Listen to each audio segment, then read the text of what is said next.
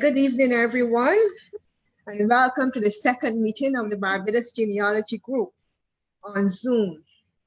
My name is Harriet Pierce, and I'm the facilitator for the group. Just a little housekeeping before we go too far into today's proceedings. We will want you to keep your microphones muted. You will have a chance to make a contribution during the question and answer session, which will follow Professor Welch's presentation. So keep your microphones muted until then. And once you are interested in making a presentation, raise your hand and you can follow it up with a message via the chat. And once we have acknowledged you, you can unmute your microphone and proceed. Our speaker today is Professor Pedro Welch. Welcome, Professor.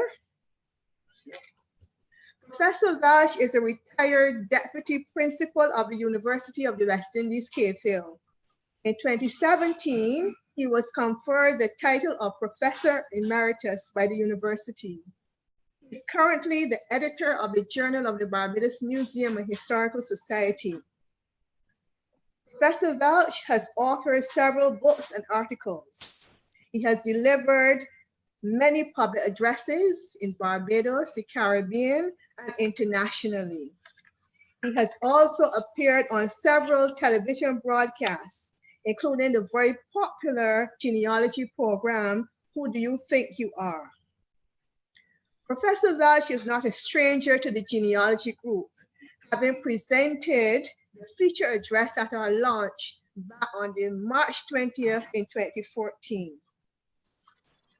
Today, we will briefly explore some of the difficulties in conducting genealogical research in Barbados that arise from certain myths and misconceptions about our genealogical data and records. Let's join now and welcome Professor Welch. Professor?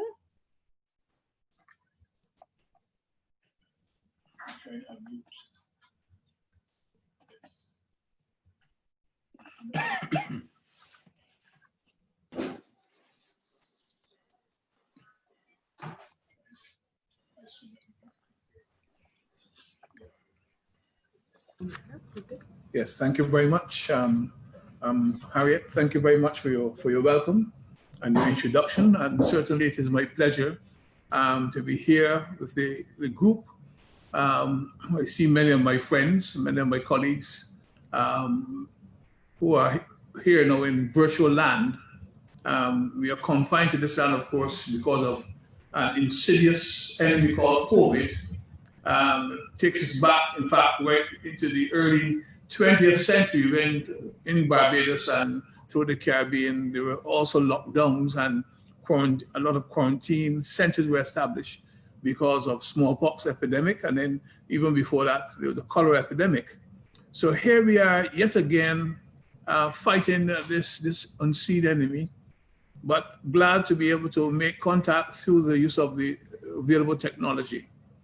Let me thank the Barbados Museum and Historical Society for having invited me to share with you some issues relating to the genealogical record of Barbados, more specifically the genealogical record as it relates to the question of people of African descent.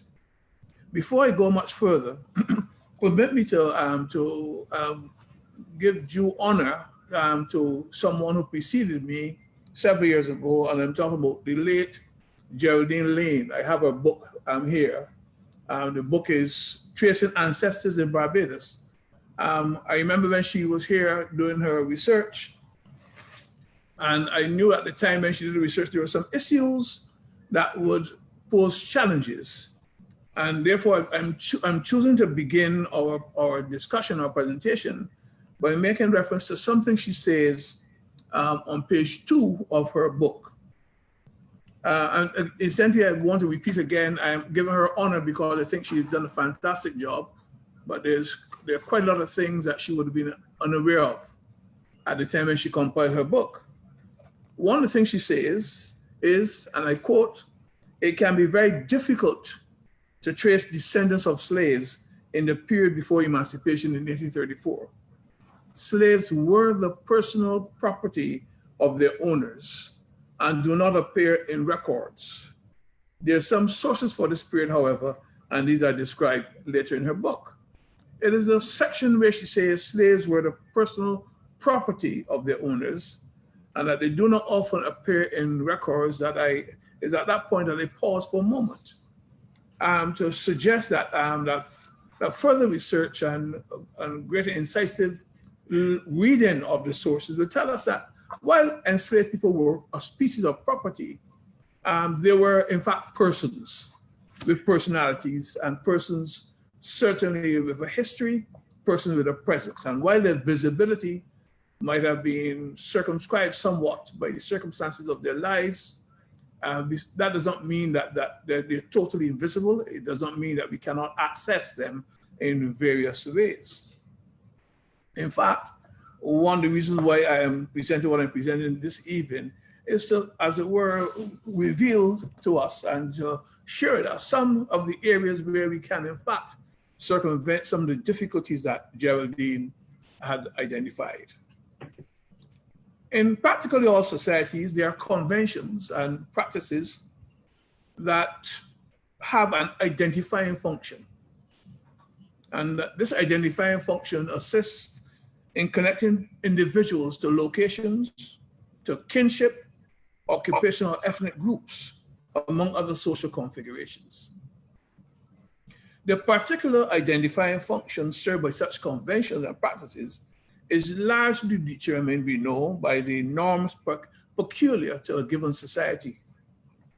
In Caribbean countries, and Barbados is a prime example, the existence in the past of societies constructed on racist and racialist formulations point us to some of the difficulties that may be encountered in tracing the origins of significant sections of our population. It is this reality, I posit, that underlies my attempt today to take a brief look at some of the difficulties in genealogical research in Barbados. And these difficulties, in fact, are based on certain myths and misconceptions about that data.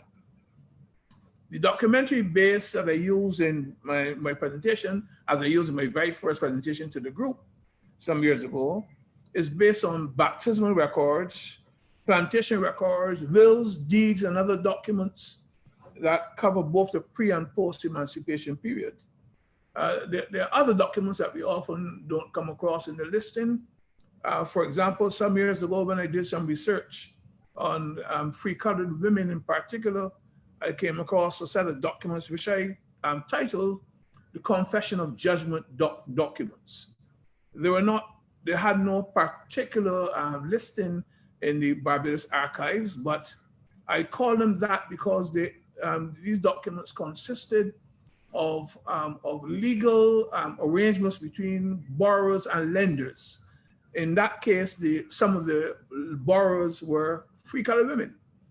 And they went before a judge or some legal official. And what was said of them at that point is that judgment was confessed unto this official with respect to the borrowing of money on certain terms.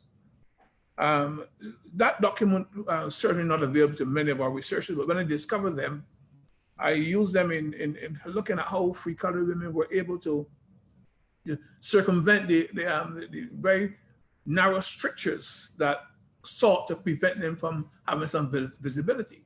And I used those documents to show how free-colored women were mobilizing significant financial resources. So there are documents that are not listed in the general listings at the Barbados Archives and the Registry and elsewhere, which certainly will be helpful in trying to track down our ancestry, our Afro-Caribbean ancestry.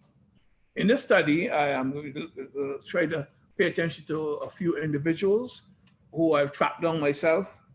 And finally, I'm going to offer some tentative conclusions about what we might expect if we take the time and make the effort to try to uncover our ancestors in the various documentary records.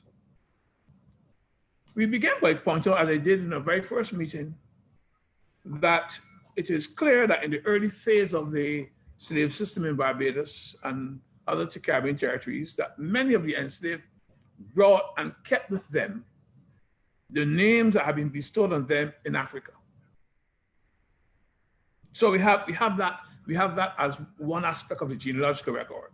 The very earliest documents which identify enslaved people on plantations, in some cases, have their African names appended. And when we say African names, I'm not so naive as to assume that the names are written, let's say, accurately, but it is a transliteration, perhaps, of what the enslavers had heard or what they knew of the names of these enslaved persons. I'm going to present to you a slide, which the first slide, which will show a listing of enslaved people very early on. This is 1654 in the Barbados record, and I assume that you can see it. And there's a schedule of all of the particular names of what the document calls ye Christian and other stock that's on the plantation of Captain William Goodall Funderloy. Now, on the left of that document, you will see a list called Christian servants. And the minute that you see that, that identifies one of the initial difficulties at that very early period that you have in tracing your enslaved ancestors. It is simply this, that when the British established the slave system here in Barbados, the prevailing assumption was that you have Christians and others. Christians and others. And in fact, the first slave laws of Barbados developed in the 1660s, and then later on in the 1670s and 1680s, specified that the African enslaved people were not fit to be governed by English law because, one, they were barbarous, they were not civilized, and two, they were not Christian. So this issue of Christianity becomes an important issue in identifying people's origins. So he knows that the Christian servants are fully identified: William Gold, Irish Thomas, John Halty, although it's interesting that you have Sarah, a maidservant, and that might also reflect the particular position of women in the society at the time. David Bidd, you have all these names. But if you look on the right of the screen, you see a listing of African names. You notice a bustle written there under the women Negroes or women slaves, that is there. Hagar could be biblical because Hagar is found in the biblical narrative, but it might not necessarily be. It might be, again, a transliteration of what the enslavers had heard. And then there's a Maria and Mary, which probably not African at all, but that again might be an imposition or the beginning of an imposition by the planters. Now, if you were trying to trace this set of Africans, perhaps the better way to go through them is really to go through the enslaver. Because the enslaver, one of the things about the enslaver is that in order to ensure that their property was managed, in order to ensure that they had legal title to the property, you had to be able to identify this property. It's not enough to say, I have 10 Africans, or 15 Africans, or 100 Africans, as the case may be. You have to find some way of itemizing your property. And one of the ways that you would itemize the property was, in fact, by names. Thus, we might identify the evolution of what you may call some traceable kinship identification for the enslaved as follows. Firstly, enslavers, even if they had difficulty in pronouncing some African names, did record some of those names in their listings. Additionally, we may find that in some cases, the enslavers had begun the process very early in the slave system of Barbados and the Caribbean of beginning to impose European norms of naming. Of course, over the years, you may have hundreds, if not thousands, of Marias and Marys and other persons of that kind, but if at least you had the name of the plantation, that was a location, and if a person was tied to a location, And if you could follow the plantation, the shifting of the plantation property over time through deeds and wills and other documents, power of attorney documents and other documents, then perhaps it forms a way of tracking these persons, and it provides perhaps some way that we can, some means by which we can do a genealogical search. Now, again, we point out that the earliest documents that we see, and there's several of them, I just put that one there, but that is the result of research that dates back probably nearly 40 years. But there's several plantation records that date back to the 1650s, 1660s, and thereabouts, and it really just requires us to take some time to go through them and then use them as a database for tracking at a later date what happens to these enslaved persons. Additionally, we note that there's a general absence of surnames for Africans, and that general absence of surnames in the lists of Africans on the various plantation inventories, it probably represents another instance of the attempted negation of the enslaved by the plantation system. In short, in a system in which the role of the African male as social parent was partially subjugated to that of the male enslaver, the absence of a patriarchal marker reflected the legal position of the enslaved as a species of property. And now I come back to that question of the species of property, because we have to understand that when we identify a person as a species of property, just that statement alone should not lead us to assume that being a species of property means that all aspects of your humanity has been subjugated to that designation. And my argument would be that, that we must begin with respect to those of our ancestors who are listed in these places, and we have to see them as persons. If we see them as persons, I suspect that helps to advance the cause of the genealogist, especially the genealogist who has Afro-Caribbean, African ancestry. It gives us, recognizing the humanity, the personhood of our ancestors is one of the first steps in being able to follow them through time. This does not mean, however, that any search for the genealogical origins of Afro-Barbadian forebears is virtually or then impossible. One of the routes to genealogical identification of enslaved ancestors rests, as I said, in the records held by the enslavers. Thus, in the sample which we just looked at, one of the first clues to the genealogical past is the need of the enslaver to classify and to register the uniqueness of his or her property. Thus, enlisting the enslaved by name, however that name had been acquired, permits the genealogist one step or on one rung of the tracing ladder. This is not to imply that the task is an easy one. Rather, it is to assert that although enslavement was a dehumanizing and brutal enterprise, the enslavers were rational beings. And that very rationality meant that they had to classify their property in ways that, though intended, gave some of the enslaved individuality. Indeed, in some cases, the individuality meant that in specific cases, some of the enslaved could be tracked over time. One myth and misconception that must therefore be dealt with is that is a view that the enslaved were largely invisible.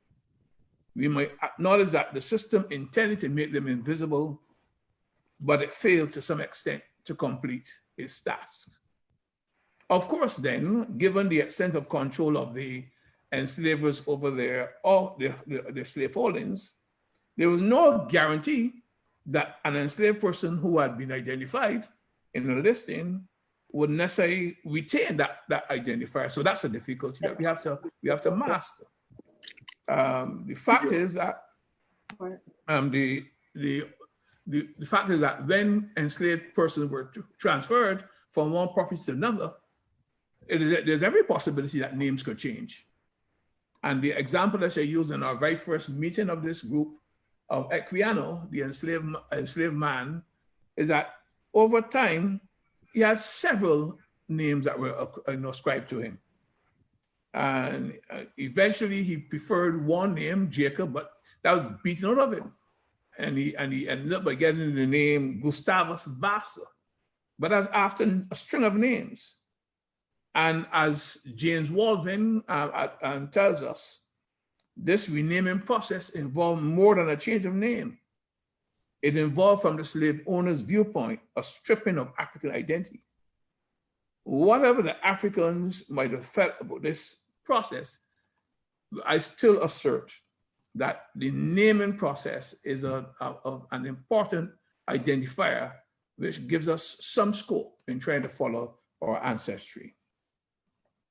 Having made these initial points, then, one issue remains as an obstacle, and it has more to do with modern-day crusaders who insist that the names our people carry, even now, that these names were slave names given by planters. Many of our critics argue this. So my name, Pedro, is, as far as they're concerned, a slave name. The unfortunate thing, of course, is that sometimes in an effort to deal with this problem, some of our critics assume African names without recognizing that in some cases, some of the African names that they have assumed are in fact slave names themselves.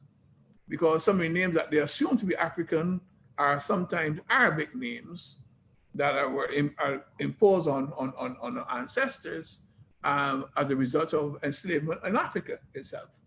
So we have that. It's a problem. In our search for genealogical origins, then we ought to be careful not to read into the historical narrative the philosophical assumptions of our modern age. Rather, we need to understand that the process of identity formation might have various inputs. For example, over time, the church might have become one of the elements in the evolving saga of acculturation in the pre and post-emancipation society. The influence of the church might have been important over time after initial naming on the plantations, might be important in the naming process. Various baptism records that survive from the 18th century. And let me say here that there's often a myth about the baptisms that they really begin in the 1820s, but long before the 1820s, there are some enslaved people who are being baptized in the various churches. And the table that will follow shortly will reflect the influence of the church in the process of what we call of identification of individuals in the slave community. I'm looking at the Moravian record. Can you? Yes. And by now it should be on your screen. And this is a Moravian record that dates back from 1769 right up to 1827. And you see here a number of baptismal names: John, Abraham, Joseph, two Josephs, Nathaniel, David, Stephen, Tobias. One of the things we know almost immediately is that most of the names that we see for the enslaved person is, in fact, these names are biblical names. That is one of the features of an older Barbados that is very common that you pick up when you listen to your obituaries. Whenever I hear someone in an obituary whose name is given as James Nathaniel, or Joseph Nathaniel, or Abraham somebody, I know almost immediately that that person's name is a name that is associated with our christening in the church. And it is often biblical. These are the Moravian names, but what they've done for us, which is useful, which is a useful genealogical identifier, they've given us the former name. So you have a fellow whose name now is John, and you have his former name was Jack. Now, Jack was obviously the name given to him on the plantation, but the Moravian Baptist name is John. But what is equally important is that his enslaver is given. In that case, the enslaver was a Mrs. Aline. Now, it doesn't tell us in the record what was Mrs. Aline's forename. But the fact that you have the owners, the enslavers, means that you could, in fact, if you mine the record, if you were looking at the conveyances record and wills and whatnot, you could, in fact, seek to follow such an individual over time. You see here Another one, David, a little further down, and the former name was Kit. And he was owned by a Mr. King the plumber. Now, there are a lot of kings in Barbados, but certainly the fact that he's a plumber must stand for something. And of equal importance, on the far side of that is the attempt by the Moravians to identify the origin, that's the African origin of the enslaved person. So you have people who were Papa, Creole, Mandingo. The Mandingo might be a name that is used as a synonym for Akan, Coromanti. These are Akan slaves. In fact, it might be useful for us to know that most of our African ancestors really came from the Gold Coast. Some came from modern day Nigeria and other places, but a lot of them came from the Gold Coast. To go back over on the other side of the left side of this, well, that's left side for me. You have Kwashi, and Kwame, and the minute you see those names, again they're indicative of an Akan connection. A little further down, you have Kofi, and that Kofi is again an Akan name, and which is associated with the day the person is born. You have names like that, so that these are all important identifiers. So in our tracing of our ancestry, if we are fortunate enough to have some inkling of where our ancestor might have been located, or the enslaver's name, sometimes these clues are very useful. That's just one. Now I'm continuing to say something about the church, because other churches get involved in the baptism issue. But we notice something in the next table that you will see, and the next table that you will see, in fact, has comes from the Anglican Church. And I'm looking at the names that are listed here.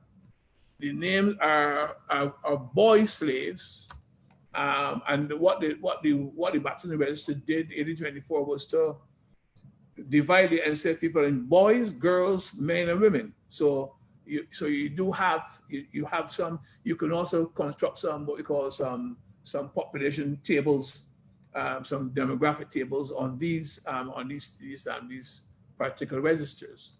But if you notice something here again, most of the enslaved people in 1824 do not have surnames as such, although there's some identifiers that seem to suggest that the surnames are beginning to enter into the slave community. Will do, the first boy. I don't know what that will do meant. You can assume all kinds of things. You have Prince Henry. I don't know if that's a dig at a Prince Henry. I mean, the person might have had anti-royal sentiment and named the enslaved person Prince. Will Daniel, now it is possible that later on in time that Daniel could become a surname. So that's one of the traces that we have to look for when we're trying to track somebody. If you could find the river plantations record for the 1830s, you could look to see if you find these same enslaved people there again. And then as you get closer to emancipation, when you get to emancipation, then when you look at the compensation records, you could also look again to see if you could follow them through time, through these records. You see Isaac Christmas a little further down, and Isaac Christmas is, of course, possibly born on Christmas. So, I mean, so that's there. Now, I assume that the name might also survive as a surname, Ned Thomas.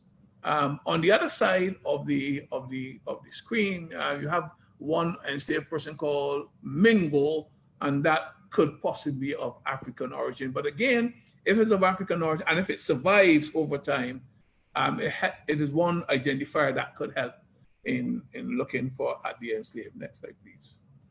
Next slide. We are looking now at the girl enslaved on the same river plantation. And you see Delia Patience, girl answered, and most of the girls, again, no surname. This is 1824. And yes, there is a difficulty that we encounter when we get to, when we look at the slave names, but it does not mean because you do not have a surname that you can't find them. And in fact, let me give thanks to someone who I know is with us today virtually. That is Sandra Tate Edie, who, when I was looking for an ancestor some time ago, assisted me in tracking the ancestor. And since then, I've tracked several other ancestors, having rid myself of this notion that that if I don't have a surname, the dog is dead, to use a local Bajan statement. The dog isn't dead. If you have a name and you have a location, then you throw those things together, add up to significant evidence.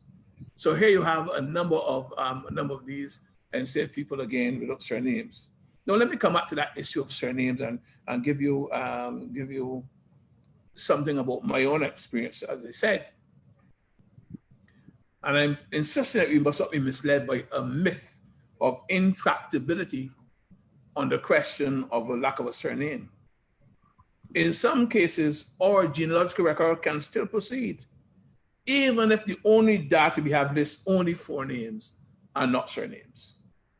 In my own search for an ancestor, Peter George Graham, who was married under that surname to my paternal great-great-grandmother, Rebecca Jane Kennedy, in 1884, a search for his origins did not turn up a birth certificate immediately. In other words, I was looking for Peter George Graham with a surname. He's married in 1884, and based on what I knew with his marriage, it meant, as far as concerned, that he was born somewhere in the 1830s or so, or 1840s. However, again, thanks to Sandra Edie, who I would argue is one of the most, notice I did not say is the most because I would get beaten by several of the other good genealogists we have, was the one most highly skilled genealogist out of the slave community in Barbados. I did a search for Peter George as forename, without a surname as an identifier. And once that was done, the search then turned the evidence that I illustrate here. I think if you can go down a bit here again, if you can go down, the next slide, yes. Here we have in the baptismal record during the apprenticeship period. Now, remember that this enslavement is still going on. And on the baptismal record, you have here for August in 1835, we have a Flora Bess, who is an apprentice laborer and an enslaved person on the Elridge plantation or the Elridge property in Christ. Elridge is a property not far from Enterprise, not far from as you go through the Providence, between Providence and Enterprise coming down, there's a very large property in that area. And she is there as an apprentice laborer. And her church, she has some children whose names are listed: Mary Patience Graham, daughter of Flora Best. Now, Flora Best has no surname, but the identifier and the identifier Graham is attached to a daughter, which suggests something which I will share with you in a moment. She also has a daughter, Judy Graham, again. So you have this repetition of a name given to, and this is to a slave woman. Turn next slide, please, if you can go to the next slide. But here's the one I'm looking for. Peter George Graham, son of Flora Bess of Elridge Plantation. And there I found him, an enslaved ancestor, because he's born certainly in the period of the apprenticeship system. His mother was an enslaved woman, but I found him. And now, so now I can go from the time of his marriage in the 1880s, and through time go back to the time of his birth. And then what is particularly important, since I know who his mother is, Flora Bess, I can also go through the records of the slave registration records for the Elridge property, for Elridge estate, and use what I know now of his later life to trace him through his ancestry back onto the slave plantation. This is one of the things that many of us can do. And yet another search for Barbados. I don't have a slide for this one, but I can share this one with you. An Afro-Barbadian, Dr. Charles Cave, who was a Seventh-day Adventist doctor, one of the most famous doctors in Barbados at this time, born somewhere around the 1890s. I knew he was Dr. Charles Cave, but I couldn't find him. But I knew that his four names, which were all I had at one time, were Charles Jerome Bright. Those are four names, or Christian names as we might call them, that he has. Charles Jerome Bright. And just armed with that information, I was able to find a Charles Jerome Bright, born to a woman called Jane Oxley. Now, she had quite a surname, but in the 1890s, a lot of people who would come through enslavement were still without surnames, and often they acquired surnames at marriage.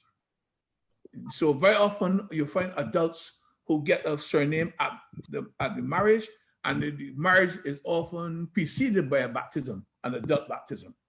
So a person is without a surname, and then all of a sudden, just before marriage, they have an adult baptism. This happened to an ancestor of mine. He acquired the name Drakes from St. Andrew. Just before his marriage, he gets married, and then the name Drakes becomes solidified in the family background. Now, all of this tells me that the tracing of our ancestors and there are a lot of myths about what we can do and what we can't do, that the tracing of our ancestors is not a species of what I call of effort that is doomed to failure. Our enslaved ancestors are persons, were persons, and they are visible to us if we want to find them. I had another example which I need to share with you, and that's the case of an ancestress, really, called Mary Delia, my great-grandmother. I knew she was baptized as an adult at the Mount Tabor plantation, so at the Mount Tabor Church, Moravian Church, in 1843. This adult baptism taking place just 5 years after the abolition of slavery tells me that she was a former slave who had not been baptized as a child. But what was of particular importance, and I share this with you, was her address. Her address was given as Haynesfield, and her occupation was given as laborer. Two important markers that tell me something. One, she is attached to Haynesfield. That's a plantation, St. John. The second thing that it tells me when I look at her, not only that she is on the plantation, but that she's in that location, but she's a laborer.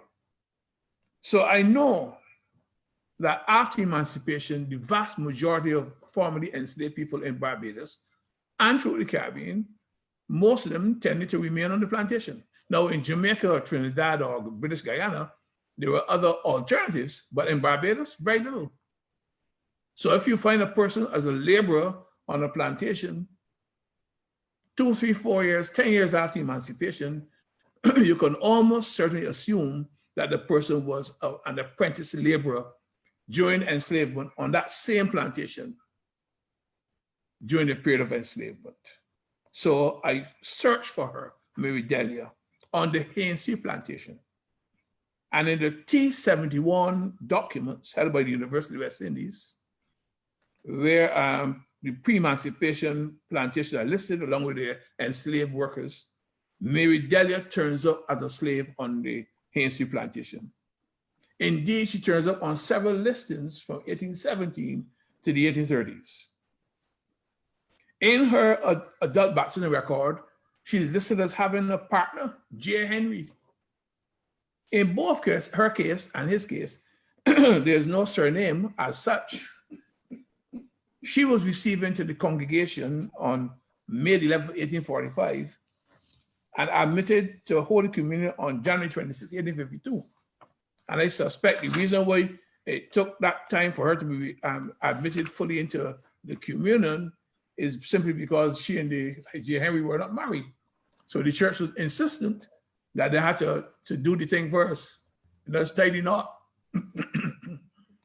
But in the case of her partner, I came across this reference. Excuse me. His name is given now as John H. Grant. Now the H, I assume, stands for Henry. So the partner, J. Henry, becomes John Grant. John Henry Grant. And also in that same record, on the Moravian Register, is written the name Mears. Now that tells me something. Sometimes the minister might be doing us a service, in that the minister might, in fact, be putting down other information that might be clues to other family connections. And his partner is listed as the same Mary Delia. He is admitted to Holy Communion on January 26, 1852, the same time as his wife. According to the marriage certificate in the Barbados archives, John Henry Grant was married to Mary Delia St. Hill. Now, I don't know where she got the name St. Hill from, but I'd already managed to identify her on the plantation. And now I have additional information that tells me that who she was. It connects her with the plantation as an enslaved woman. It allows me to track her after the emancipation. The address is given as Haynesfield, so I know the plantation they're on. And the minister who married them was a man called Reverend Zippel. And the witnesses, and this is particularly important, were given as Alfred St. Hill and John Quash. Now, when I saw that, I recognize in many cases, fathers are often included in the record, and that also provides another tracking marker for these persons. And the name Quash, who is one of the witnesses, is of definite African origin. And I haven't taken the time to go back to the plantation records, but I suspect that if I did, I will probably find that in the plantation record, these that these persons are also formerly enslaved persons, and we can therefore track them as well from the plantation. Next slide, please. Excuse me. Yes, I have just a little piece here that was what I was just talking about. Mary Delia, who was baptized as an adult at Montclair Plantation, and just give me. I just put a slide there just to let you know the subject matter of that particular research. Move on, next slide, please. Yeah, next slide. I think there should be one more. No, that's it, that's the last one. Okay, that's the last of our slides, but it's not the last of what I'm saying to you, because I have some more information to share. I have also been looking through the records in my research, and I have now with me my book, Slave Society in the City. And in particular, I was looking through this for some of the genealogical records that I have been following. And I was looking for the record of a man called Adamson. And the reason why I have identified Adamson here is because Adamson is an enslaver. He's an enslaver. But one of the things that I found when I looked at his will, dated January 9th, 1776. This is the 18th century. And it says here in his will that he leaves his property to his mother, Jane Stout, with the words in that will, with special trust and confidence. And I worked out that this terminology with special trust and confidence is placed in the will because he wants to protect his slave mistress, Joan. This man, Adamson, has a slave mistress. And he goes on to request that his mother, quote, shall permit or suffer my Negro woman named Joan to have, hold, and enjoy all my said estate to her my said mother given as aforesaid, end of quote. And quote again, to receive and take to her the said Negro woman Jones own use and behoof. This is a remarkable document. Here is a white plantation, a white property owner, has a black mistress, and he is making his mother almost as a quasi mother-in-law to this woman. And he is establishing property on this lady. And he leaves property to his mother in trust for Joan, as well as property for 7 other children, which at the time of the bequest, Joan had for him. Now, I mean, that must be in a pretty long-term relationship. Most white men had access to a myriad number of black women, but this is a long-term relationship. But that's not all. He says something else. She was pregnant with an 8th child. And I always love this one. And said this was to be included in the bequest if he or she was born alive. Now, there's something else that I've seen here in his will, and I've seen it in others' wills, that he was pretty clear to make the point that if the slave, this child was born as a mulatto, it was to be set free. But I assume that in that context, he was not entirely certain if he was the only lover, and perhaps he felt that it was necessary for him to put in a proviso to ensure that if the child was an African, full-blown African, then he could say, well, that one in mind, so help the others, but leave this one out.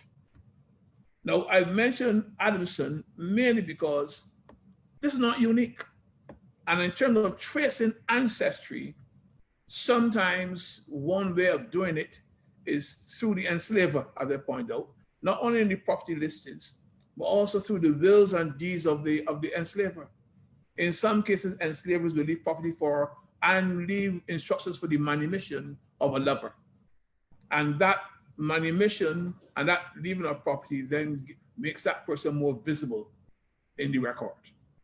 And in this case, that certainly makes Joan visible. I've never taken the time because I've been too busy to get back to this, but this is something that a genealogist could take and run with. Go back to look at this man Adamson and see what happened over time. What happened to Joan and her children? 7 children. To use the Bayesian, that's enough children. There's another man called Charles Cross. And what is interesting in this one is he specified that his 3 mulatto children, George, Betty, and Kitty, they were to be manumitted. At the same time, his Negro woman, Nanny, the mother of the children, was to be considered the property of the said mulatto boy named George until he reached the age of 21, or at his death, whichever came first. At that time, she was to be manumitted. I mean, that was a bit unfortunate and unfair.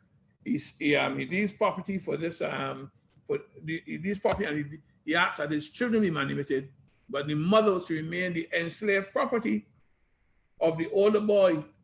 And when he reached 21, on that time then, she was to be manumitted herself. But I mentioned them simply just to indicate that if you're looking to trace ancestry, sometimes an earlier manumission, an earlier devolution of property on an individual elevates that person in terms of the person's visibility. And sometimes it provides a marker or tracer which can then be used to track the person over time.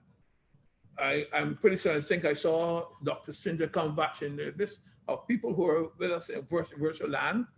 But her look at the Cullimores, Susanna, Amaryllis Cullimore and her family also demonstrates very, very clearly that they are, that family, you could trace that family. Because we know Amaryllis was formerly enslaved. We know that.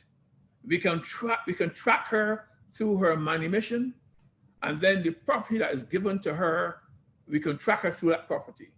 And in fact, Ronald Hughes, I'm looking at a painting of him even as we speak. Ronald Hughes lived in the house that was owned by Amaryllis. And I understand, Cynthia will probably help us with that one, that the place called Morningside, which is found up there by the Barbados Community College, in fact, was part of the estate of Robert Cullimore. So we have these instances in the record which we can use. As we move closer to the emancipation, at that particular point in time, I want to suggest that some of the records that we'll be looking at will be marriage records in particular. But one has to be careful. Because I've been looking and tracking a few families for other reasons, other than genealogical research, over time, and sometimes you run into some difficulty. This was mentioned by Delia in her book, and that is the fact that the mother often, in the marriage circumstance, the mother is not listed of any of either the husband or the wife, but very often the father is listed. And that it is that issue that I think that I want to focus on for a few minutes. At marriage, very often after emancipation, there's an attempt to reconstitute the family, to reestablish family connections. So it's at that time that if you knew who your father was, you could, in fact, insert your father into your family record. It's unfortunate that mothers were not inserted in the same way, but your father could be inserted. It happened in my case. I had an ancestress, my grandmother. Her name was Eldika Augusta Edie, and I found her father, whose name was Benjamin Nathaniel Edie. As I looked to try to see his birth, I couldn't find it. But on his marriage certificate, I found that he had, on the marriage certificate, given the name, was Benjamin Nathaniel Edie. He given on his marriage certificate that his father's name was Joseph Nathaniel Edie. Well, like a detective, I was intrigued by this. If he has a father whose name is Joseph Nathaniel Edie, why can't they find his birth? But then I hit upon something which is important. I then went to the marriage record looking for a Joseph Nathaniel Edie to see if he was married to anyone at any time. And sure enough, I found Joseph Nathaniel Edie. I'm not sure if he was related to Sandra. She comes from another part of the island. But Joseph Nathaniel Edie, I found him married to a woman called Rebecca Pilgrim. So then I said, okay, no, I've got this. I know he's married to a woman called Rebecca Pilgrim. Let me check Rebecca Pilgrim. And sure enough, there it was. Rebecca Pilgrim gave birth to a son, Benjamin Nathaniel Pilgrim. She gets married to Joseph Nathaniel Pilgrim 13 years after he is born. But on his marriage, on Benjamin Nathaniel's marriage certificate, remember, he's born as a pilgrim. He's born Benjamin Nathaniel Pilgrim. But on his marriage certificate, his father's name is given as Joseph Nathaniel Edie. So from that moment onward, he ceases to be connected with the pilgrim background, and he is firmly under his father, the patriarchal background. The important thing, however, to note is that because I discovered the pilgrim isn't lost. But his patriarchal origins are fixed. And that happened, and I found that so often. As I come closer to the end, because I know it's getting a bit late, I also had the same issue with my paternal grandmother, my paternal great-grandmother. Her name was given as Maud Graham. She gave birth to my grandfather, Vernon Pedro Graham, 1901. Okay? So said, so done. I moved on past that and found that she got married, Maud Graham, to a man called Pedro Welch in 1903. From that moment onward, on the time of her marriage, the name Welch becomes connected. So my grandfather, born as Vernon Pedro Graham, becomes Vernon Pedro Welch. But that's not all. His mother, the Maud Graham,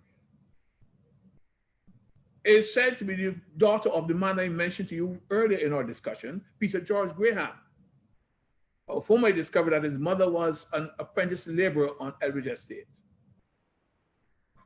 She is supposed to be his daughter, but there's no evidence of her birth to him. He gets married to her mother, Peter George Graham, in 1884. And I looked everywhere for Maud Graham and couldn't find Maud Graham. However, I found that her mother, whose name was given as Rebecca Jane Kennedy at the time of her marriage to Peter George Graham, that her mother had had a child 2 years earlier before the wedding. And the child's name was Henrietta Elena St. Clair Kennedy in Oysins. What is interesting to me is that my grandmother, great-grandmother, was illiterate. She could not read and write. She is Maud Graham at her marriage, but when she dies, when she gets a will later in life, her name is listed as Eliosa Bernitha Welch. But there's no Eliosa Bernitha in her marriage certificate to Welch, nor when she gives birth to my grandfather. So I've worked out what happened.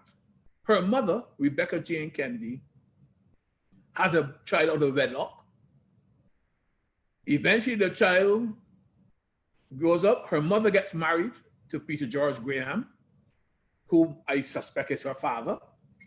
And later on in life, when that woman born to Rebecca Jane Kennedy gets married, she assumes her father's name, Graham, and that becomes tied to the family.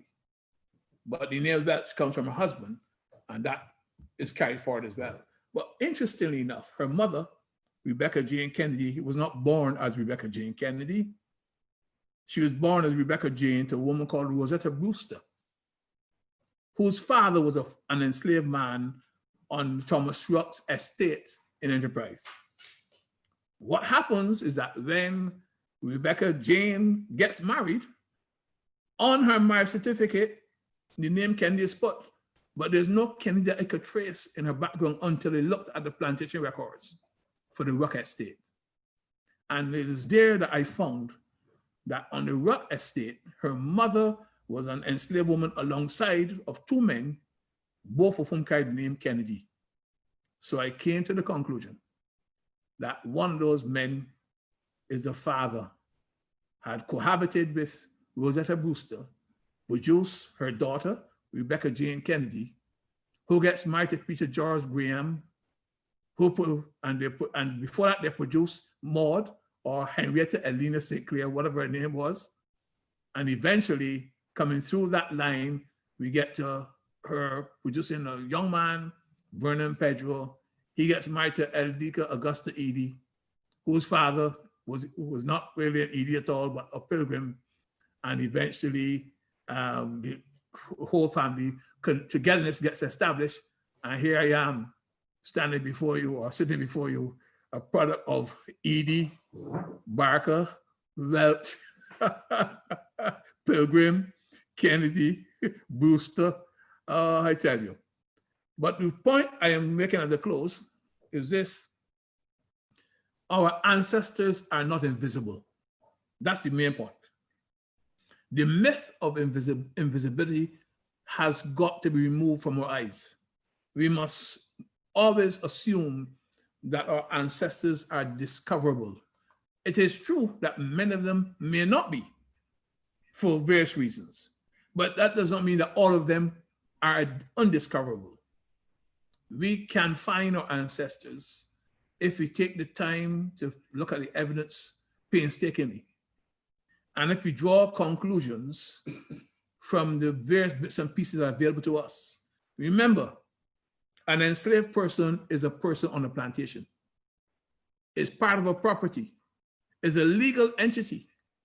And as such, can be followed over time. As long as that person is listed on a plantation record, you can find them over several plantation records. Names can change over time, but sometimes the process of deduction will enable us to identify who the person is. It is true that some of the formerly enslaved carry same names. So you may have on one plantation more than one Caroline, more than one Catherine. But sometimes by a process of, again, of deduction and exclusion, in other words, you exclude some possibilities and you include some, you can sometimes track people over time depending on where they end up, where they go. Sometimes those are means by which we can narrow down a person and find out which is the one that you're looking for. For example, in my case, my great-great-great-great-grandmother, that should be three great, sorry, great-great-great, yes, grandmother, Mary Delia. When I looked at her plantation record, Hainsview Plantation, there are two Mary Delias. But what the plantation owner did to specify the difference between two of them, the plantation owner recorded their ages. And by looking at the age, I was able to determine which one was my ancestress. I wish to say to you, therefore, good evening. I know that may be some questions or some discussion after, but I want to thank you for being part of a group, and I wish to invite you to get on with the business of tracking your ancestresses, and have fun and enjoy the discovery of knowing who they are, who they were. Thank you very much.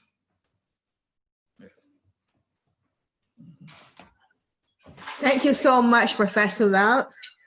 That was an extremely interesting presentation. And I know that many of you may want to ask some questions. We already have some questions from our Facebook Live. So I will just pass these to Professor Welch so he can start on these, while anyone else who wish to ask a question, just indicate, raise your hand, let us know, and we will tell you when to unmute your microphone. But before we get there, just to put a plug in for some of our collections, Professor Welch mentioned Hainsview Plantation quite a bit in his search for his ancestor. I want persons who are interested in that plantation. The museum, we have a number of ledgers, of most plantation ledgers, which we have digitized, and they're actually available online. Anyone who's interested, just send me a note and I will send you the link. So just to pass these questions to Professor. Yes.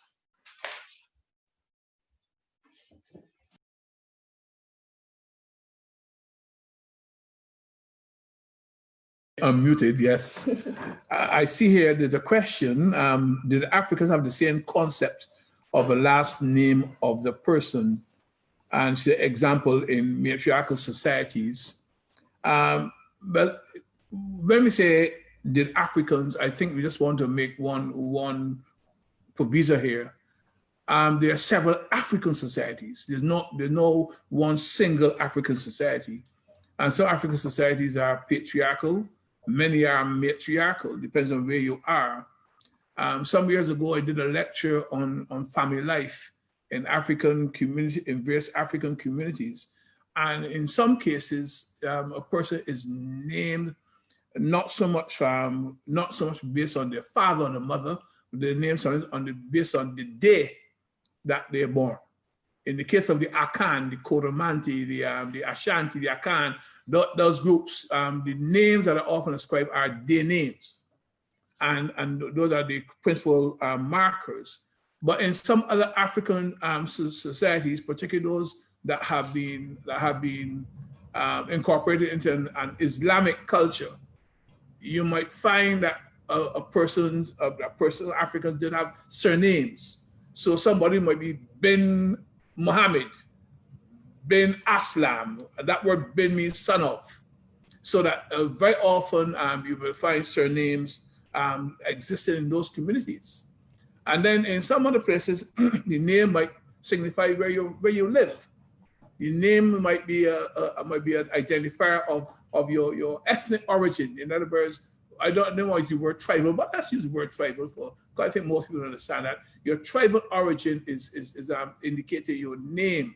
If you go to Kenya, a lot of names tell you what tribal origin there is at the University of Studies. Professor Oshieng Odiambo. The minute you hear the name Odiambo, it tells you where you can locate him in Kenya. And this is true of several other societies. In matriarchal societies, in some cases, a person is, even in a matriarchal society, someone is named based on it may sound strange. I don't have the information to my hand, so I want to be careful here, but based on the sperm donor. I'm using the word sperm donor here very, very carefully, because in one Nigerian society, the person, I think the name for the sperm is given Natoro, and a man is considered, although the society is matriarchal, a man is considered through who the father is, and the father is seen as giving the child something immutable in his sperm, and the sperm becomes more important than any other thing in naming the child. So yes, they have various things. Very quickly, I know there are a couple of hands up, but I don't know if you have a way of waving hands on this thing, right? But you can see that. And the question is, did the Anglican Church have a different policy towards the enslaved people in terms of birth, baptism, and marriage, and the record keeping of these events than the Moravian Church?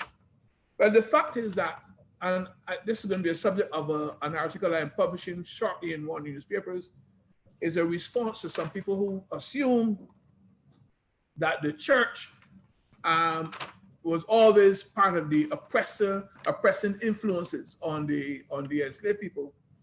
And I've argued that by and large, for the most part, planters did not want the enslaved people to be baptized, to be Christianized. That is true throughout the Caribbean. Most planters were opposed to enslaved people learning to read and write, because the notion was that if you read and you wrote, if you learned to read, you might read the scriptures and you might get other ideas. So this notion that the church was, that the people invoked or brought in Christianity to oppress people runs against that particular understanding. Planters did not want. If you read Frederick Douglass in America, he tells you very clearly, planters didn't want the enslaved people becoming Christian because it created a problem for them. This is not to say that the church did not have a part to play, but we must overstate it. In terms of the Anglican Church, the Church of England, it came to the Caribbean bringing certain traditions and cultures.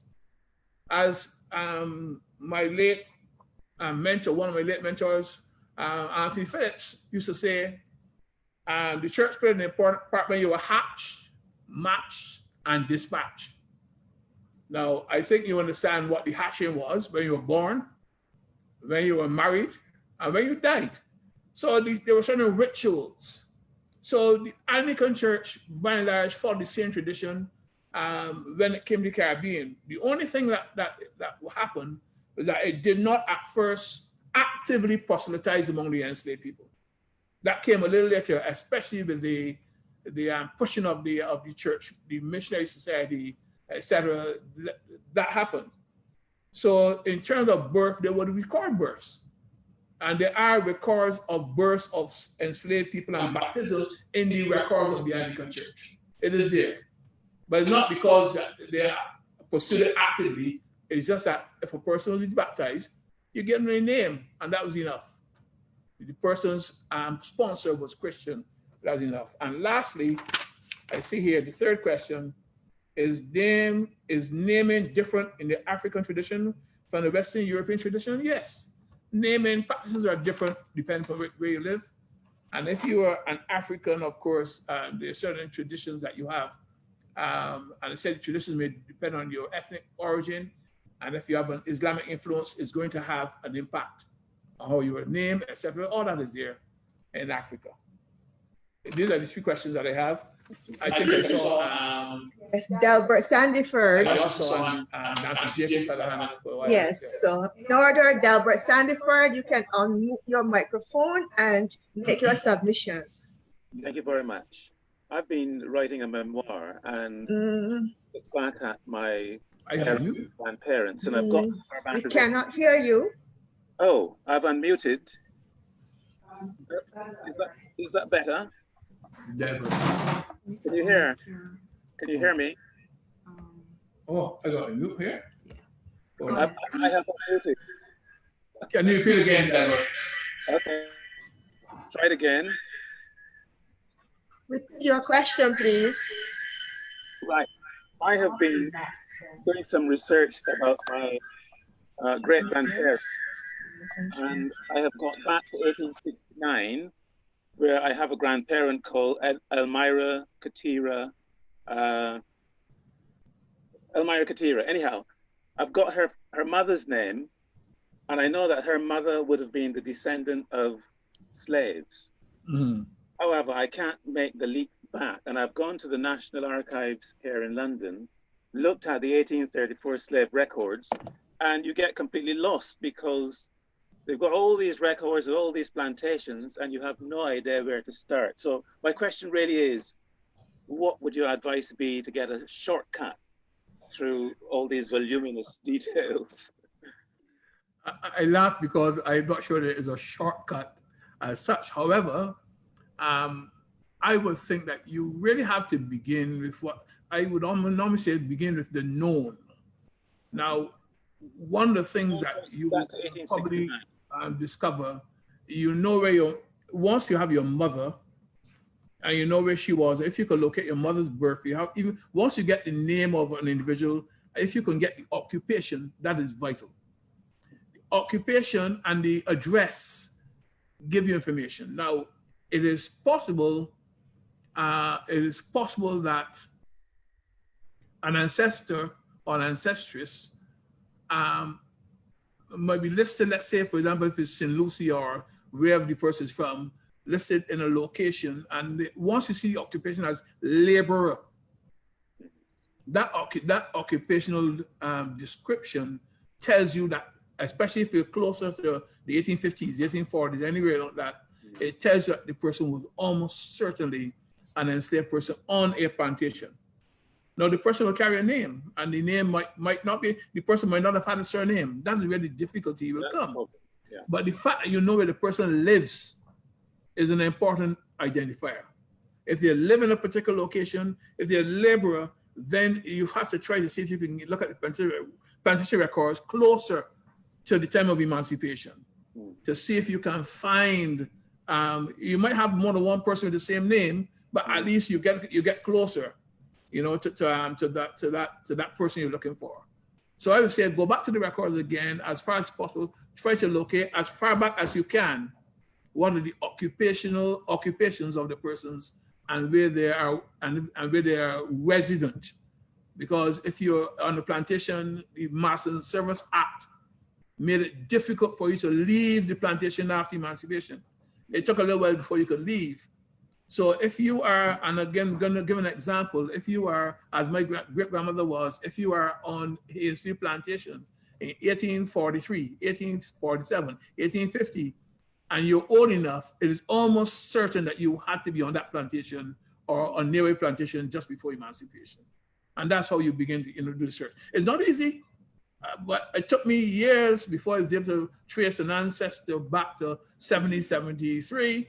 But that's because he lived long enough to get property after emancipation, left a will, and through his will, I was able to trace it back to the plantation he got married in 1835.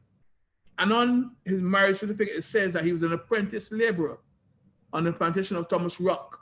So once I found that, I then went back through the enslavers' family records to see if I could find what property the enslaver owned.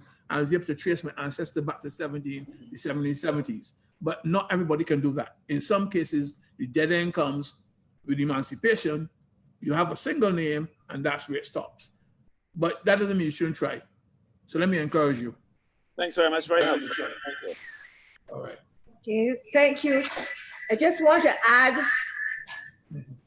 just a little to what Professor Welch just said. There's a resource called the Use Carry Papers. Deborah, I'm not sure where you're located.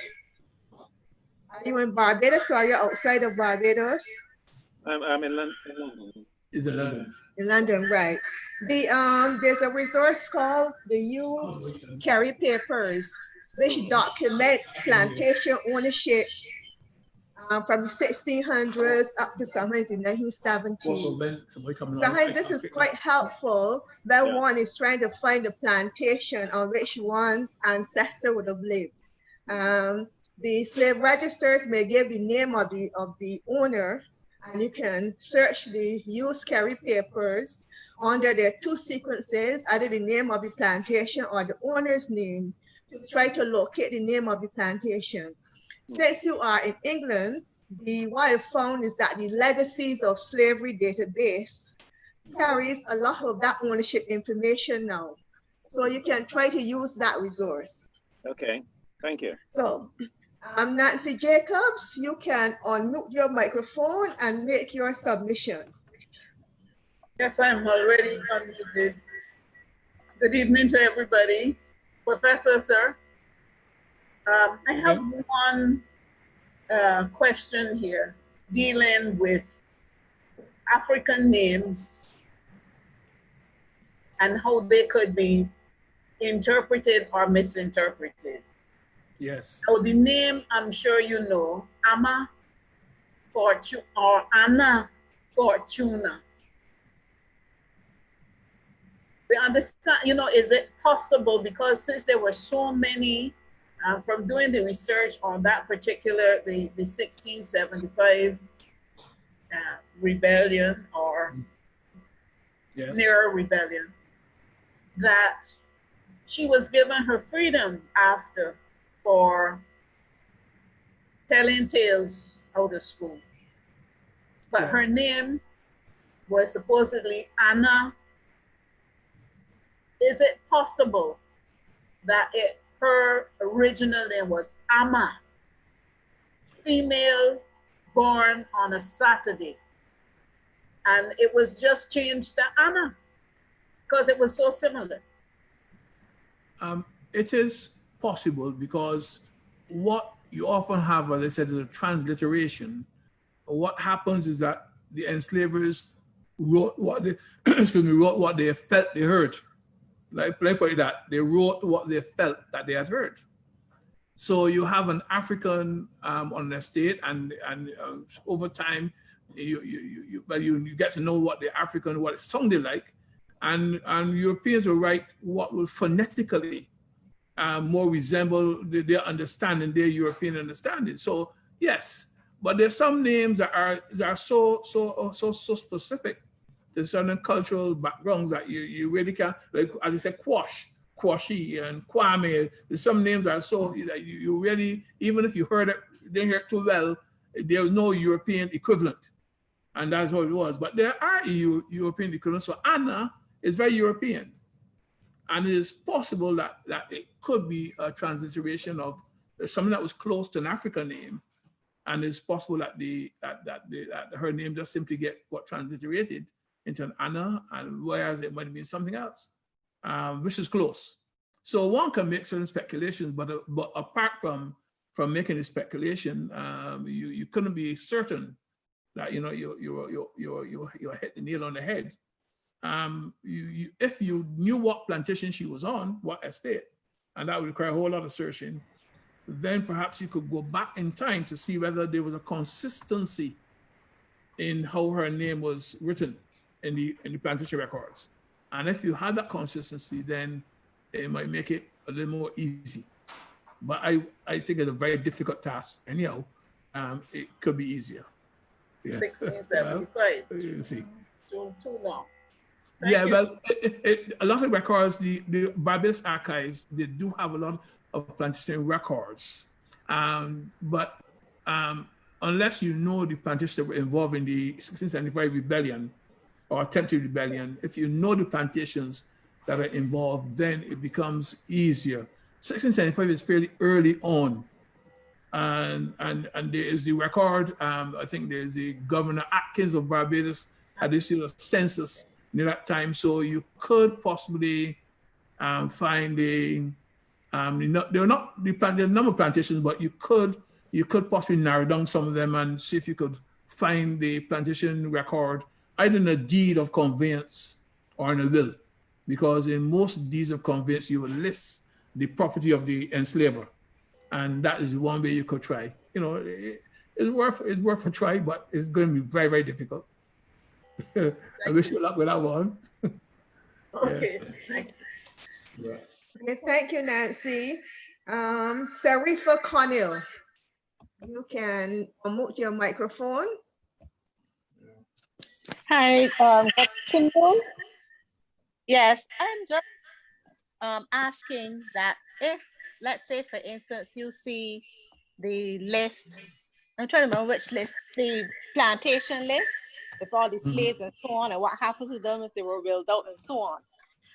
We have, I believe he's a possible ancestor of ours. My cousins and I, we found some of these records, and it lists him as 4.5 years old. 4.5. Yes, and that was in 1834, thereabouts. Yeah, that, so he would have been born around 1829. So I don't know if there are any records of that. Is it possible we can find those? We can find out if his mother's listed or anything like that, or are we at the end and let's just stop there? It is very difficult because on most plantation lists, you do not have necessary paternity or maternity expressed always. So in some cases you find, as you find in many plantation lists, you find men slaves, female slaves, and you might find a list of children without any attempt to establish connections. It's not going to be easy. However, you mentioned a list of the 1830s. The other thing that you would probably try to do is you probably try to see if there is a similar list for the 1824, because after 1816, with the registration bill, plantations were required to keep fairly good records of the number of enslaved people that they had. So over a period of time between 1816, 1817, up to the 1830s, you have a successive list of plantation of lists, a succession of lists. I'm not sure if Ancestry.com has all those lists, but there are a lot of lists of plantations, and if you could go back in time, you might be lucky enough to see one which might list a mother and her children. Right. The other way of finding out connections would be if you could find a will. I mentioned a bit of the Kiwi used papers. Used carry papers. Yeah, used carry papers. If you could look at the plantation at the time just before the 1830s, if it is going through a transfer of property, in some cases, that transfer of property will identify the number of enslaved people who are moving from one place to another. So they say, it could give you a woman and her children as in one list, and they may not be in another list. So it's possible. But again, I want to emphasize it's not an easy task. And in some cases, you can only go with the best information you can get, which is simply to you think you narrow down your ancestor, you're 4.5 years old, sometimes that's as far as you will get. But you can speculate, you can look at the plantation list and look at the number of women. Sometimes if you forget an earlier list, you can see who is younger and who is older, and therefore you can do some deductions and to try to come up with a possible list of mothers, or you can do that. But it's not going to be easy, and not easy at all. In terms of the query papers, just a quick question.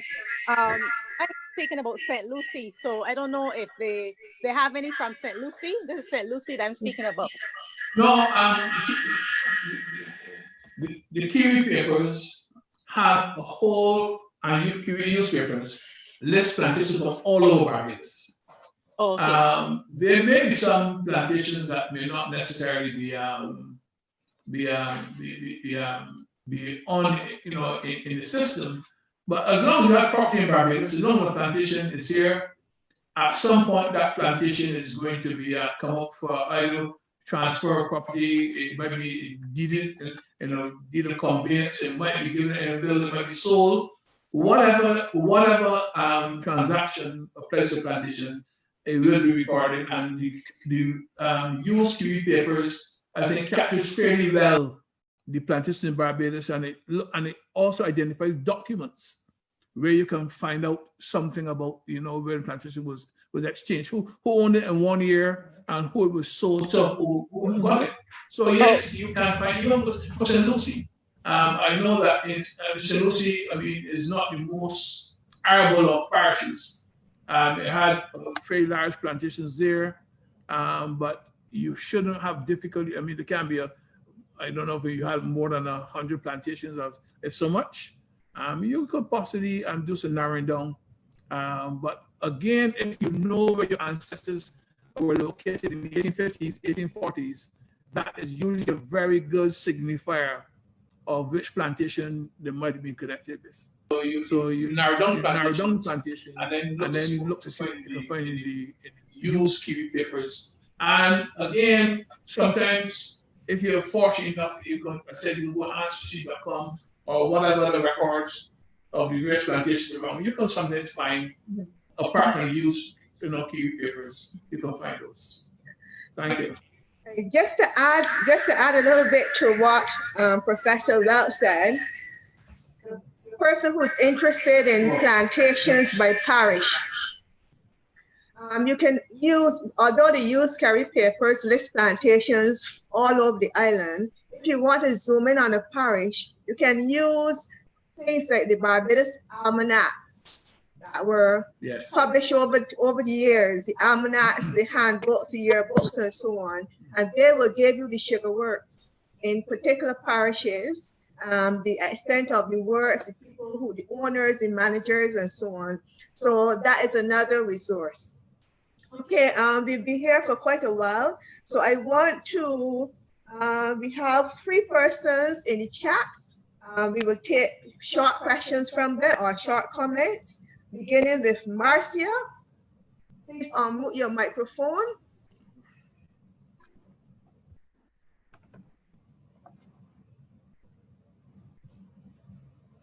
I can see him. Yes. Good afternoon, Professor Welch. Good afternoon, Harriet, and all those who are participating today. Good afternoon. Good afternoon, Marcia. I wanted to make a suggestion to Delbert Sandiford. If I recall what he said, his ancestral search took him into 1869. Is that correct? The 1860 period? That's right. 1869, yes. And you seem to have come to a full stop there. And what I wanted to suggest to you, and I have learned now that you are in London, is that if you're not familiar with using familysearch.org, you should try to access your ancestral searches by using familysearch.org, which has a number of records digitalized on an individual record basis of baptism, marriages, and deaths in Barbados that were recorded in the Anglican books. They also have another section to familysearch.org that shows the Moravian and Methodist, but that is requires, because they have not been individual record has not been digitalized, it's just en masse. That's a little more difficult if your ancestor was baptized, married, or died under the Methodist, the Moravian, or the Catholic religions. But familysearch.org's general data information is Anglican, and you should use that to see if you can find the record of 1869, whether, I'm not sure whether it was a baptism record or whether it was a marriage record, it was a death record, and whether Family Search has actually put the image of the record, which is the actual book that's here in Barbados in the archives. And if they've put the image, you will easily be able to see the abode as Professor Welch was saying, the abode is very important. And if it's a death record, you may, at that point in 1869, see the age of the person at death. You can subtract it from 1869, and that can drop that person into a period of perhaps birth or baptism. So that's a very important website for you to use. And you can also, when you're in the records of the 1834 to 1850 period, you can also pay strict attention to the abode of the person, as Professor Welch was saying, and then you can go on to ancestry.com. You want to access the catalog section of ancestry.com, and you want to type in the word slave registers, and all the Barbados slave registers that have survived between the years 1817 to 1834 are there accessible to you. And the last point I want to share with all those who are participating is that this emphasis of looking on plantations may not yield your ancestor. 85,000, approximately 85,000 persons were enslaved on the 31st of July, 1834. And many of those persons were enslaved by individuals, and therefore they're found under individuals' names and not on plantation records. And therefore the emphasis to consistently be looking at plantation records when you're thinking about your ancestor, you might also remember that individuals owned persons. Some individuals own 1 person, 10 persons, 15 persons, 20 persons. So I just wanted to make that contribution. I think that will also help Sarifa Connell with regards to her search. And as you start to access the slave registers, you will be able to teach yourself how to analyze the data that's available there, because it's not straightforward. You have to be very analytical in using that data. So that's my contribution to those 2 participants. Very much. Thank you. Yeah. Thank you, Marcia. No, just You're want welcome. to make the point. Just want to make the point that I've looked at thousands of records, and the question that Marcia's, the point that Marcia is making about individual owners, the fact is that the bulk of individual owners tended to be in St. Michael. That is a matter of record. You have individual owners in other places of Barbados, but when we are identifying the plantation record, is mainly for persons who are laborers. Plantation laborers tended to be tied to plantations. Individuals might own somebody who might be a worker who was hired out, whose service is hired out to somebody else.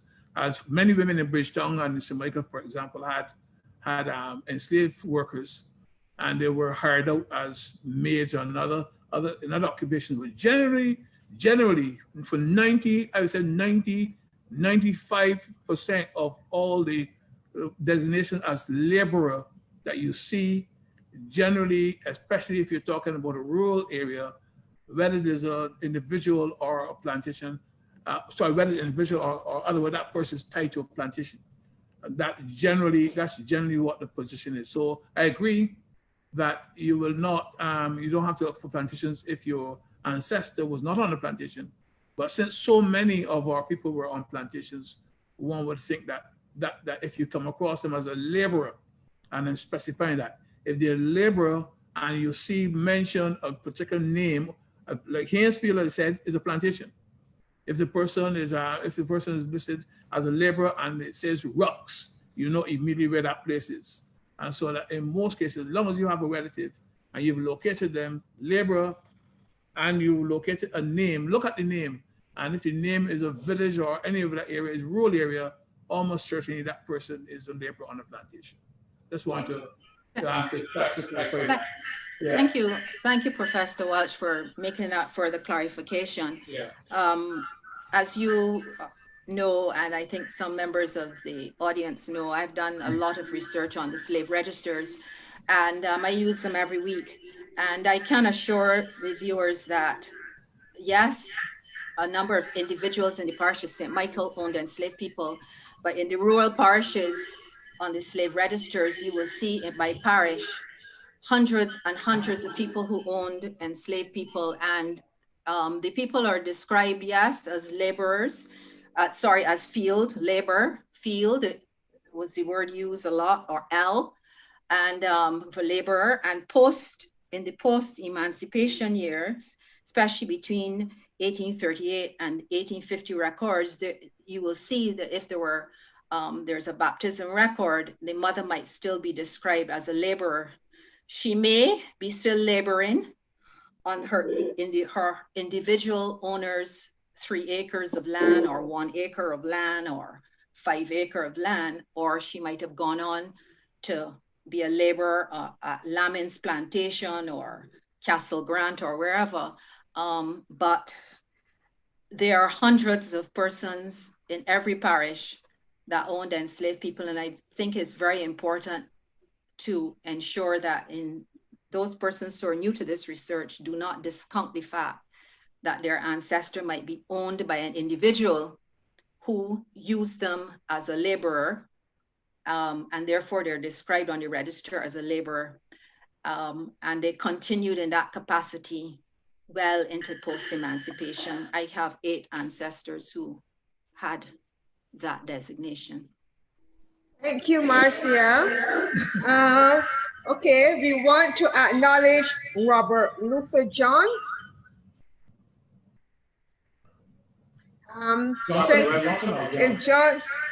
Johnson, sorry, Johnson. Good afternoon, everybody. I'm Reverend Robert Luther Johnson.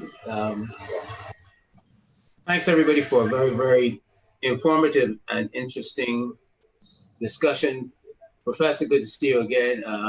Good to see you. And thank you for your contribution. I wanted to ask 2 quick questions. One, how far were you able to go back with your own study in your own family? And the second thing is, I am now priest in charge at St. Philip the Less Church in Barbados. Mm-hmm. And my family came from that part of the world. So I've been taking the opportunity to go through the church records, the Anglican church records. And I found that part of the, one of the things that is marked by some of the church records is the fact that you have baptismal records and birth certificate records with the name of the mother, but with the father, no name of the father. And so how do you deal, how do you deal with that sort of situation in trying to and the second thing is the plantation records, because my family would have up in the Castle Plantation, Portland, yes, in that area. Those records, plantation records, would then go to the archives. Is that where they would be lodged? I know the church records, a lot of the church records are there in the church, but some of them have been taken down to the archives, but I'm wondering about the plantation records. Thank you very much. Yes, thank you very much for your question. In the first place, whether a plantation record ended up in the archives or not was really the matter of choice. All plantations did not deposit their records at the archives.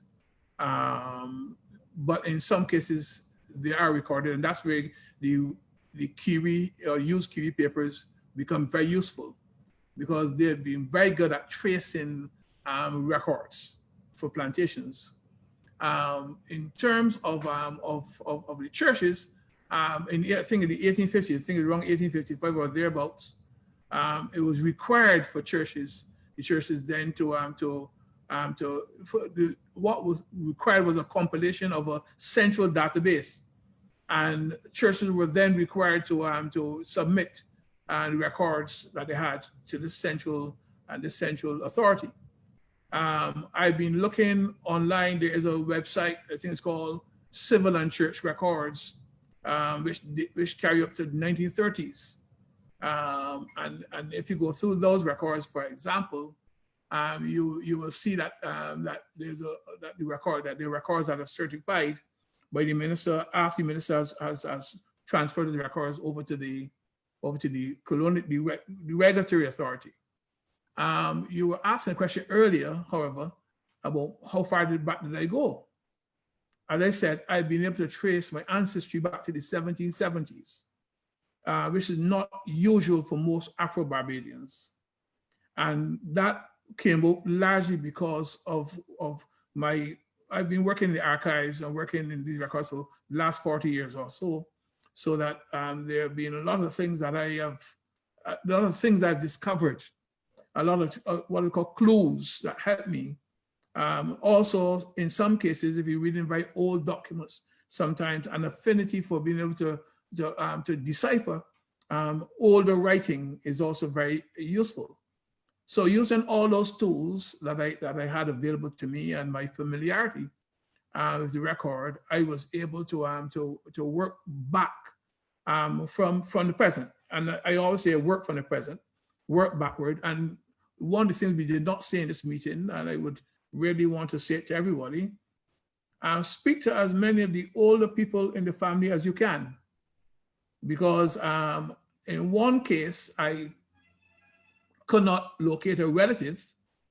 And I went to visit an old man who was then 100 and I think 2 years old, living in the area near Borden, St. Andrew, who had been to Cuba in the 1920s and had worked was a tailor, left Barbados as a tailor, went to Cuba just out of curiosity, didn't really want to work in the sugar cane field, but then was told that, and he remembered the Spanish, he came out to Barbados after a year, he was told, no corte la caña, no come el pan. If you don't cut the cane, you won't eat bread, you won't eat. And that was after nearly over 80-something years, he still remembered that. But he told me, and speaking to him, he said to me, that person you asked me about, he was a Drake's. And that's how I was able, because he could take me back in time to a time which is long before any other older persons around were born. He could take me back to the time of that. So speak to the old people. Another old member of the family who died in her 90s, she was one I approached, and they helped me to deal with some gaps. One of the problems that you encounter as you go back is that sometimes the old people had a desire to hide things. And when I say to hide things, I mean in some cases is a pregnancy out of wedlock, and they didn't want you to know that it was pregnancy out of wedlock. They didn't want you to know about the outside child. You know what I mean when they say the outside child. So there's a lot of hiding of things, and in some cases people are very embarrassed about the past. But I would say speak to the old people and go back as far as you can get. And once you go as far as you can go by using that means, then the records become important. But again, it is vital to understand, to locate persons where they're located in time and space. Are your ancestors located in a village? Are other relatives located in the same village? Those are important questions. In addition to that, something that you may find useful is, again, I'll come back to the question of whether a person is a laborer or not. If you are in a particular rural location, let's say Clifton Hill, St. Thomas, I'm using that as an example, or near where you are located, Castle, or where it is, you are within a certain belt. In the year 1870 or thereabouts, the plantations own about 80,000 acres of the 107,000 or so acres in Barbados. So the number of small holdings was relatively small compared to the plantation and other larger holdings. Yes, some people own an acre of land, some people own 2, some people didn't own any land at all. Some didn't, but generally speaking, in rural areas, where you have a plantation cluster, in general, most people in that area would tend to be employed on a plantation. So if you work in that area, if you get persons in that area, you can use the records that are around you to try to trace them back. But you can always anytime that you want to have a further chat after this event, you can always get in touch with me, and we can have a chat, and we can discuss how we can you can push your search backward. Let me wish you all the luck in that. I've gone back to 70s, I've also gone back on the side of my great-great-great-grandmother to 1816, 1817. So I found at least 4 slave ancestors over time by just painstaking hard work and common sense. Thank you. Thank you, Professor. Thank you very much. Okay, okay, we're going to take one last question from the chat. X Cooper. Yes, hello. Hello, Dr. Welch. Thank you so much for your presentation. Thank you, everyone, for joining and everyone involved. My question is, and I apologize to everyone because I was actually looking for more recent information. So I hope that I don't take the conversation off track, but I'm new to this. So that's the reason why, I'm just starting. So my great-grandmother definitely, and my great-grandfather, they both definitely immigrated from Barbados at separate times. They met in America and married over here. My problem is that I cannot find any immigration records for either one of them. Now, in the USA, I found a lot of census information. I've also found baptismal information, from Barbados, but immigration records, either I'm not doing it right or they don't exist. So I wanted to know if you could give me some insight into, I've done Ellis Island, I've done Family Search, I've done Ancestry.com, and I've done, I even did the UK archives and the United States archives, and I can't find anything. I commiserate with you. I commiserate with you and your struggle. One of the difficulties that some people encounter is that the name that you think that the person has is not the name that the person originally had. That is sometimes the source of the problem. And in other words, as soon as you mentioned the person went to the United States, I immediately thought of Ellis Island records. But then there are other records, there are other ports, other areas of entry into America. So sometimes you might not find it in the Ellis records, but then there are other ports of entry. And sometimes you might try to have to see if you can find any other records of their arrival. But again, the question of naming is vital. In my experience, my own family's experience, as I said, in many cases, people are born with one name, one surname. But over time, because of the practice then of getting married in church, and publishing the bands. Publishing the bands simply was a system in which you for 3 consecutive Sundays, you announce that so-and-so and so-and-so was a spinster of whatever parish, whatever location, was going to be married to so-and-so and so-and-so, who was a bachelor of whatever location. Now, once that happened, that marriage took place and that person's name is the name that is then inscribed in that marriage certificate. But that's not how they were born. That's not the name they were born with. And in some cases, people were brought up believing that they had certain names which they didn't have. Now, when your ancestors got to the United States of America, however they got there, I mean, people also entered the United States illegally. So that's not unknown. I mean, it happened, but not, let's say, too often. In some cases, the ship which took people didn't always have listed in the list Barbados. It sounds strange. In some cases, the nationality of the person was given as British. I've come across several records where the person is listed as British.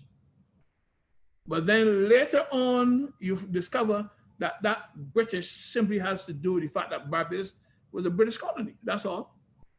So if you're looking for Barbados, no, but certainly the name is a problem. I suspect that in your case, the name is a problem. If you could find any other old relatives and perhaps see whether there is another name, another family name that turns up somewhere along, and then try that and see if that name fits. That may be one way of trying. You may have to do that, but okay. It's not going to be easy. Yes, thank you so much. It's not going to be easy. But let me wish you all the best for that one, because I know how difficult it can be. Thank you. All right, thank you. And Sandra. Thank you. okay, Sandra, you're going to be the last question from the chat. Thank you, Professor Welch. I've been enjoying this chat. Let me just say that all the information you got is so appropriate for what you're trying to do.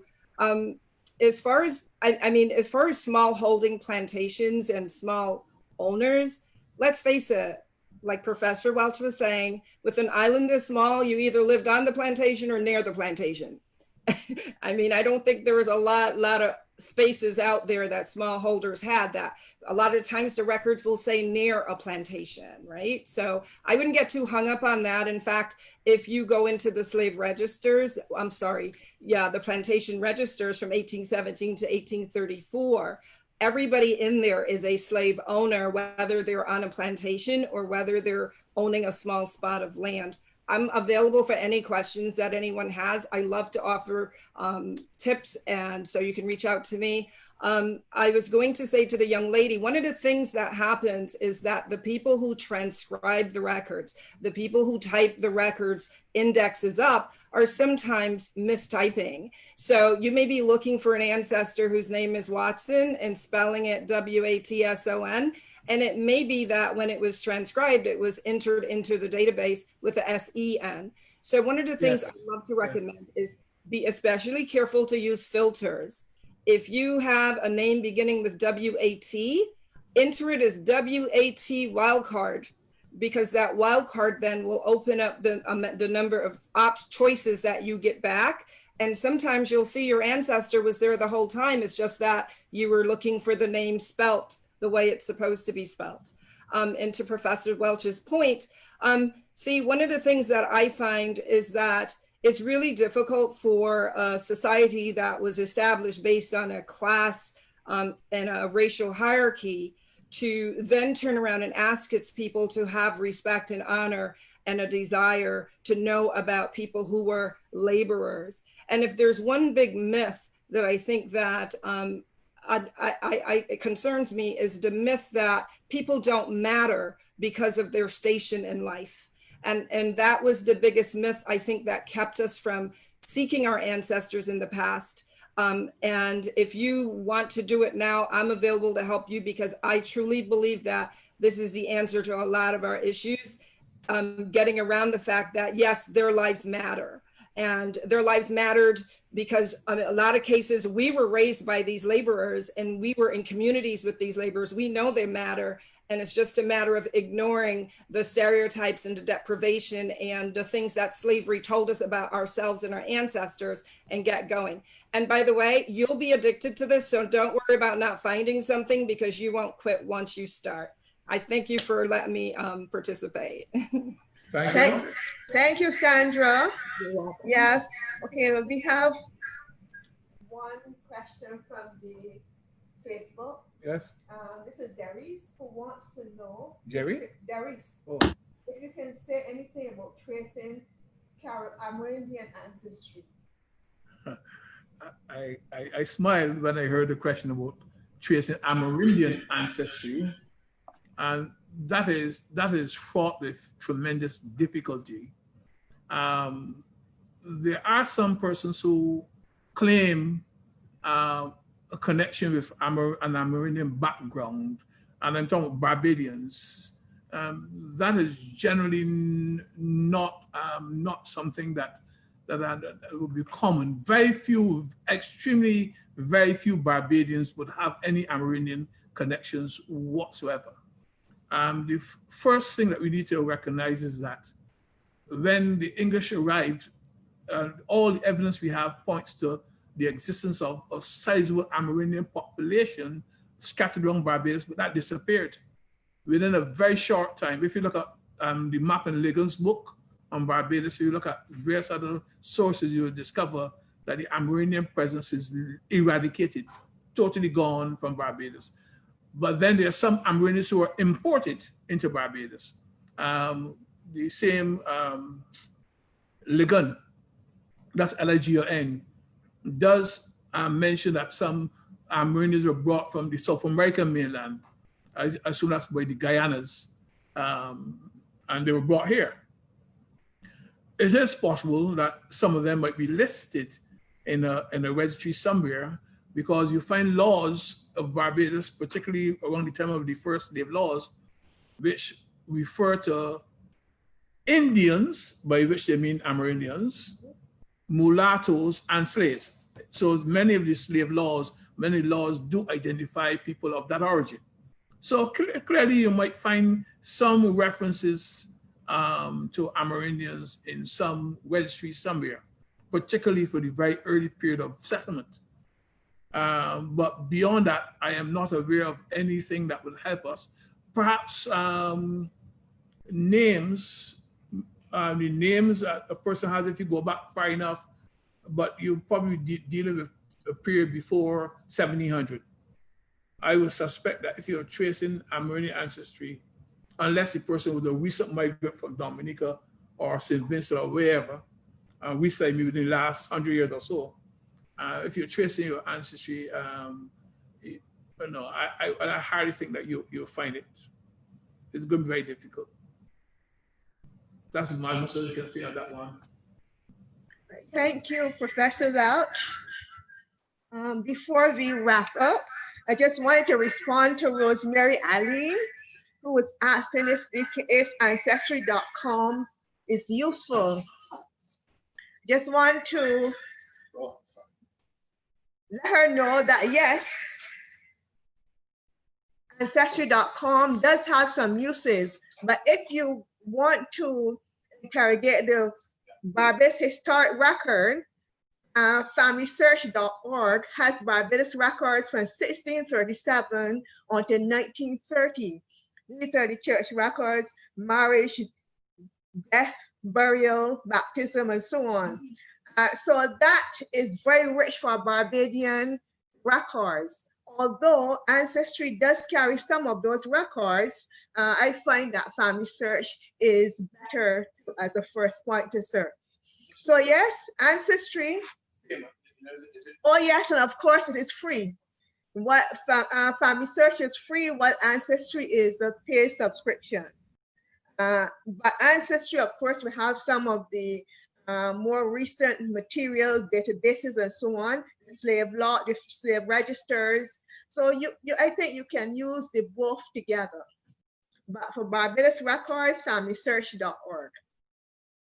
So again, I know you mentioned that, but in doing my searches, I was not sure this record I've seen called Civil and Church Records for Barbados is on a website. I think it does connect you back to Ancestry.com, sorry, the Family Search. Yes, that's Family Search. Does that. But there are one or two other repositories around that we can compile things. So I would suggest that persons can also try doing a search. Yes. And sometimes you do come across other records that have been.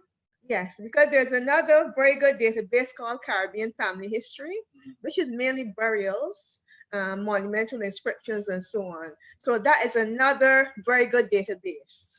So I think we need to wrap up. We've been here for about 2 hours, and I think we will go on for 2 more. But I want May I? I just wanted to, if I may, I just wanted to ask the reference that Professor Welch just gave. Reverend Johnson, you have to keep it very short. No, it's just that I just want the reference that Professor Welch just gave. You got to turn on your Oh yes. The reference that Professor Welch just gave. That search. Okay, the reference that I gave, sorry. I think I have to on you. Yes. The reference that I gave, I did a search. I recently did a search for a family in St. Lucie, and I had some difficulty locating this family because if you go to the FamilySearch.org, they have records that go up to the 1930s, but sometimes if you go in the initial search into records, you will not necessarily get access to that one. So I had some difficulties finding getting access. And then finally, I did a search. And while I was doing a search on the internet, I came across this listing, civil and church records. All I did to put in the search was Barbados church records and put the dates. And it took me to this website, Barbados Civil and Church Records for Barbados. And it took me to a record that went to 1930. And in that collection, it took me then to familysearch.org. And I was able then to look at baptismal records and marriage records and birth records. And there are a lot of annual records in that one as well. The only unfortunate thing about it was that when I was looking for, I think it was for some birth records, there was a gap. This is something that was identified by Geraldine Lee and others, that for some church records, there are gaps. So that you will find that in some cases you were stuck, mainly because you don't have the record there. But I found out something else, and you mentioned it when you were speaking earlier, this question of baptism and birth. Now, we know that in Barbados, most people many births simply recorded baby plus baby, and that's all. However, when you were baptized or christened, that is when you got your name. And usually on that baptism record, you have both the birthday as well as the baptism day on the record. So that sometimes where there's a gap in the birth record, the baptism record fills the gap.